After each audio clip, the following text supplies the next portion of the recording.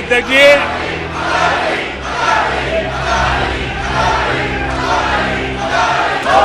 आदरणीय अध्यक्ष जी। खुदा पहाड़ निकला चूहा, कुछ इसी तरीके का आज माहौल तैयार किया गया था। दोस्तों आज मोदी जी का संसद भवन के अंदर भाषण था। राहुल गांधी के लगाए गए आरोपों को जवाब देना था।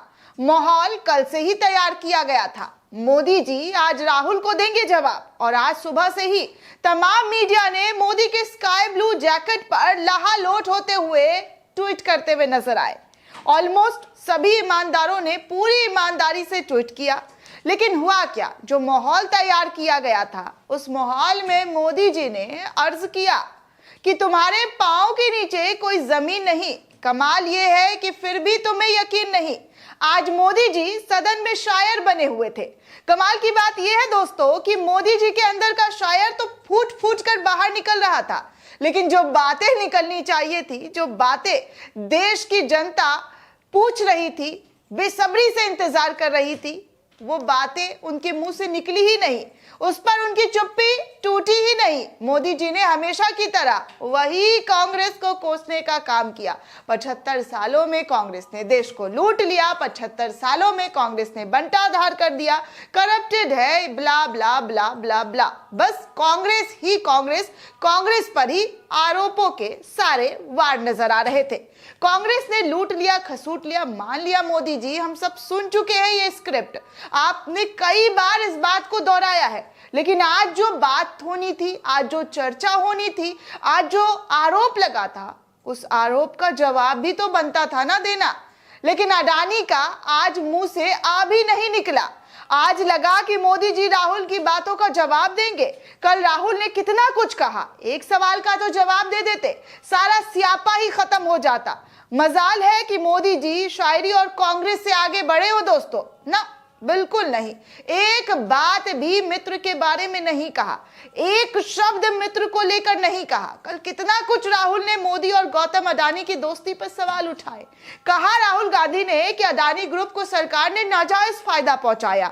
यह तक आरोप लगाया राहुल गांधी ने कि भारत जोड़ो यात्रा के समय उन्हें बस एक ही नाम सुनने को मिलता था सड़कों पर, और वो नाम था अडानी। अडानी अडानी अडानी ग्रुप किसी भी बिजनेस में एंट्री कर लेता है और बिना फेल हुए सफलता की कुंजी प्राप्त कर लेता है, सफलता की ऊंचाइयां प्राप्त कर लेता है। अडानी पहले 1-2 बिजनेस किया करते थे, लेकिन अब ये 8 से 10 सेक्टरों में काम करते हैं। इसमें airport, data centre, cement, solar energy, wind energy, air space and defence, consumer finance, renewable, media और पोर्ट जैसे तमाम बिजनेस शामिल हैं। ये कल राहुल गांधी ने एलिगेशन लगाए थे दोस्तों, लेकिन प्रधानमंत्री मजाल है कि इस पर कुछ बोले। यही नहीं, प्रधानमंत्री से सवाल करते हुए कल राहुल गांधी ने यह तक पूछा कि 2014 में अडानी जी का नेटवर्थ $8 बिलियन हुआ करता था और 2022 आते आते $140 बिलियन कैसे हो गया मोदी जी।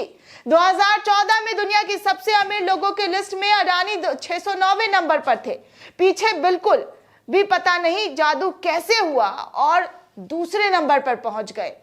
कम से कम तो आप यही बता देते मोदी जी कि ऐसा कौन सा जादू की छड़ी अडानी के ऊपर गिरी कि 2014 से 2022 में अडानी इतनी तरक्की करते हुए नजर आ गए कि वो दूसरे नंबर पर पहुंच गए, दुनिया के दूसरे सबसे अमीर शख्स बन गए। लेकिन फिर भी मोदी जी ने चुप्पी नहीं तोड़ी।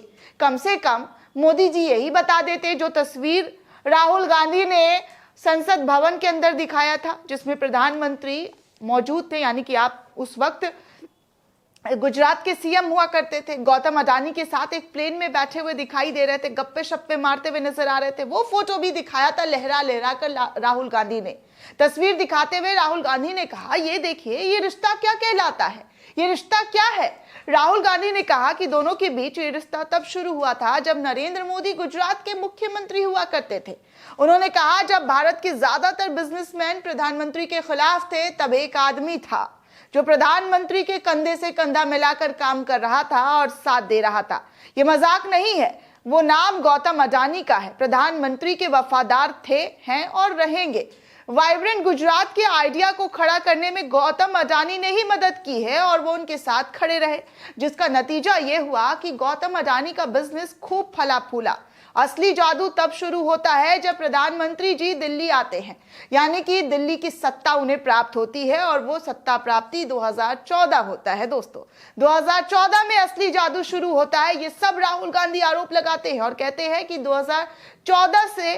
2014 में 690 नंबर पर थे अडानी जी और कुछ ही सालों में दूसरे पर आ जाते हैं। गौतम अडानी की कंपनियों को फायदा पहुंचाने के लिए नियमों तक को बदल दिया जाता है।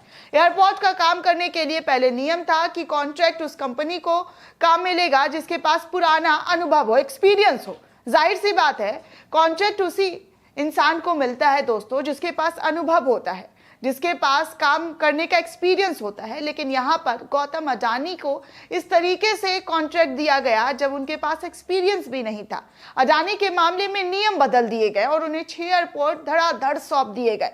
भाई एयरपोर्ट, जी हाँ, मुंबई एयरपोर्ट पहले जीवीके के पास था, लेकिन केंद्र सरकार जब से सत्ता में आई तब से उन्होंने ईडी और सीबीआई जैसे एजेंसियों का इस्तेमाल कर उन पर दबाव बनाया और उस एयरपोर्ट को अडानी के हाथों में कर दिया। ये तमाम चीजें, तमाम आरोप राहुल गांधी लगाते हैं दोस्तों। आज अडानी जी हिंदुस्तान की 24% एयर ट्रैफिक और 31% हवाई माल भाड़े को अपने एयरपोर्ट से निकालते हैं और ये काम हिंदुस्तान की सरकार ने उन्हें करने को दिया।